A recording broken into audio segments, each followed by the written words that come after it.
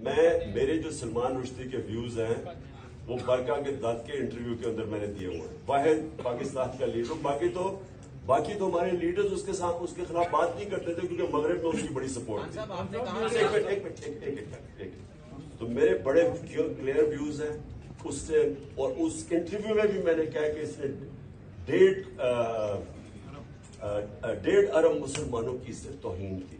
मैंने बड़ा वाज़ेह, और मैं फिर से आपको रिपीट करता हूं कि ये जो मैं जो बात कर रहा था वो स्पेसिफिकली कर रहा था कि जो तरीकाकार है, और मैं फिर से आपको कहता हूं कि अगर आप ये इसको अलाउ कर देंगे, इजाजत दे देंगे, जो श्रीलंका के अंदर उन्होंने उसको फैसला किया कि यही इसने किया है तौहीन, और सारों ने पकड़े जला दिया उसको।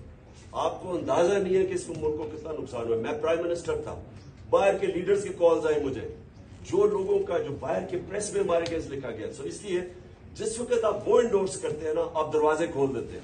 कहीं भी जाके कोई फैसला करे जी फलाने तौहीन किया उसको मार दे। इसके मैं सिर्फ प्रोसीजर के पॉइंट था। सलमान रुश्दी मेरे ख्याल में बहुत बड़ा फितना था, मेरे बड़े उसके ऊपर क्लियर व्यूज है।